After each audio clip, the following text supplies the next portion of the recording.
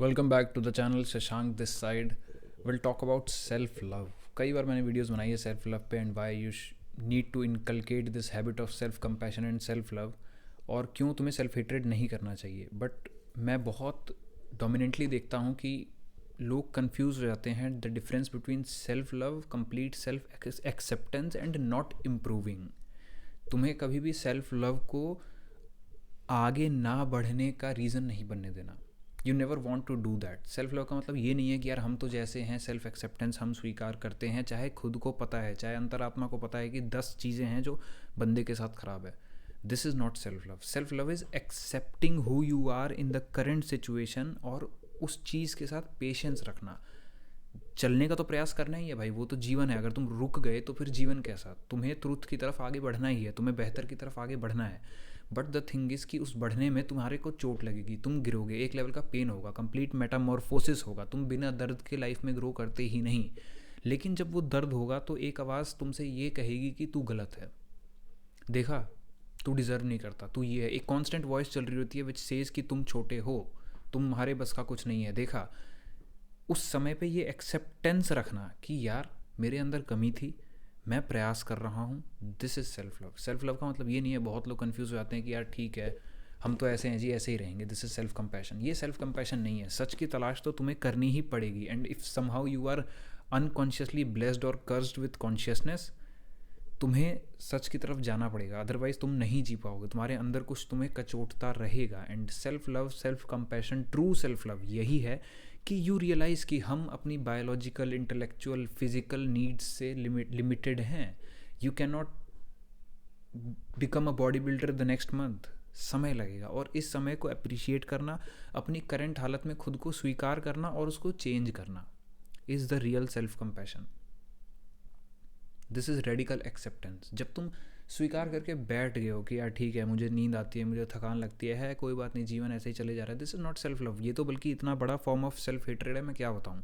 This is a famous quote कि self discipline is the best form of self love. क्यों? क्योंकि जब तुम्हें पता है कि मैं खुद को डिसिप्लिन रख रहा हूँ, ये मैं भले के लिए कर रहा हूँ, ये मैं अपने से प्यार करता हूँ इसलिए कर रहा हूँ। क्योंकि बाहर जितनी चीज़ें हैं जो तुम्हें तबाह करने के लिए बैठी हैं, तुम्हारा कॉन्शियसनेस तुमसे छीना जा रहा है, तुम्हें चीज़ें ऐसी दिखाई जा रही हैं जो कॉन्शियसली तुम्हारे ब्रेन, बॉडी, माइंड, सोल सबको हार्म कर रही हैं। तुम खा वही चीज़ें रहे हो जो तुम्हें हार्म कर रही हैं।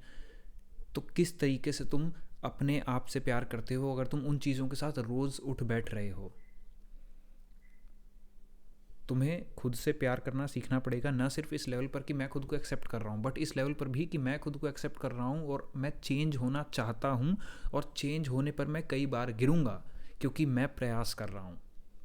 और इस वीडियो में जो मैं अगेन बता रहा हूँ, जैसा मैं हर वीडियो में कहता हूँ, इस बात को सोचना ज़रा, इसको सिंक इन होने देना अपने दिमाग में। You need to love yourself unconditionally, because दुनिया में, एंड स्पेशली अगर तुम ऐसे फेज़ में आ गए हो जहाँ पे तुम सेल्फ हेट्रेड करते हो, यू माइट, तुम्हारी ज़िंदगी में कुछ ऐसा ट्रॉमेटिक हुआ होगा, कुछ बचपन में बुली हुआ होगा, कुछ फैमिली इशूज़ होंगे, या खुद के साथ ऐसा कभी रिश्ता नहीं बन पाया, तभी तुम इन फेजेस से गुजर रहे हो। और अगर तुम इनसे गुजर रहे हो तब तुम्हें स्पेशली ज़रूरत है ये चीज़ समझने की कि बहुत ज़्यादा टाइम ऐसे आएंगे जब वो दोबारा से वॉइस एक्टिव हो जाएगी तुम्हारे ब्रेन में, जो तुमको कॉन्स्टेंटली नीचा दिखाती रहेगी। उसको कहना है, no bro, I deserve better things. दुनिया तो कहाँ ही आ रही है देने, तुम्हें पहले खुद को प्यार करना पड़ेगा।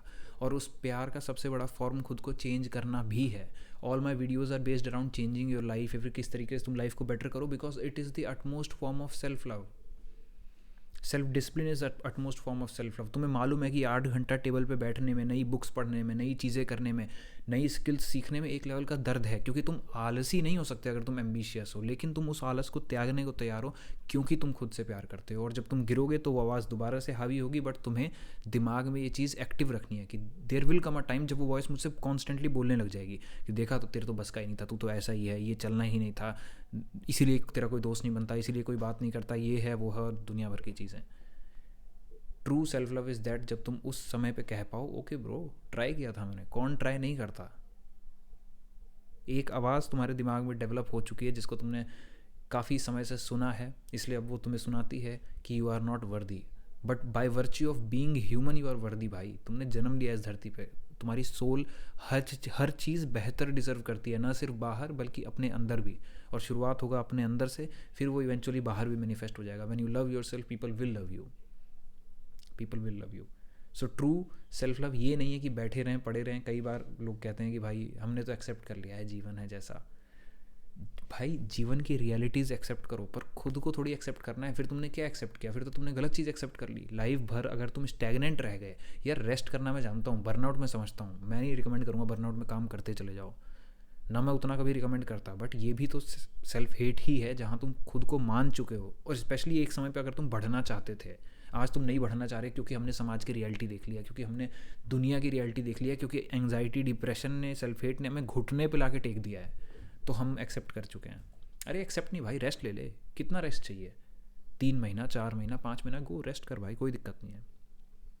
टाइम आ जाता है जब नहीं मन करता काम करने का. मैं ऊपरी कितना तुम्हें मोटिवेट कर लूँ, there will be a time जब तुम्हारा मन नहीं करेगा. बट उसको एक्सेप्ट करो विथ दिस रिस्पॉन्सिबिलिटी कि this time will go also. और जब वो जाएगा तो ये भी रिस्पॉन्सिबिलिटी रखना, ओके ठीक है, things happened with me, time to come back, let's make a comeback because I love myself. और जब तुम गिरोगे, ये चीज़ स्पेशली याद रखना, पूरी वीडियो का टॉपिक यही है कि जब तुम गिरोगे वो आवाज़ फिर से हावी होगी, और उस समय बोलना है नो नो नो, मैं सही हूँ क्योंकि मैंने प्रयास किया था. जबकि वो आवाज़ कहती है तू गलत है क्योंकि तू हार गया. हमने जीत हार के लिए किया ही नहीं था. तुम कल को पड़े हुए थे, रो रहे थे, मर रहे थे, गिर रहे थे, तुमने सोचा मैं उठ के भागूंगा. ये बड़ी बात है भाई. This is everything.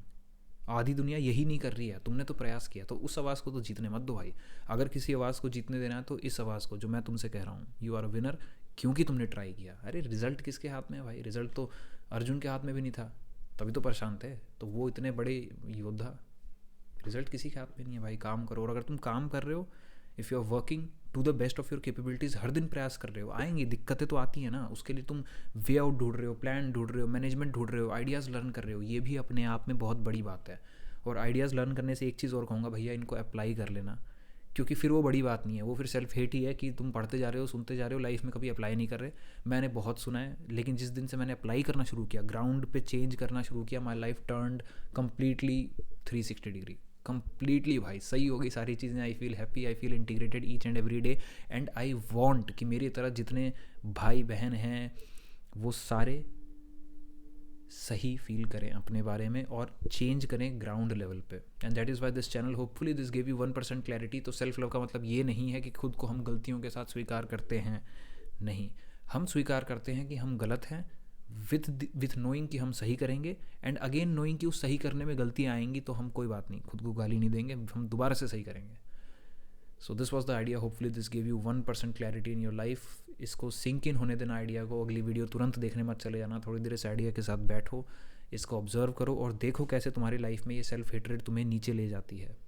Thank you for watching. Subscribe to channel for more such ideas.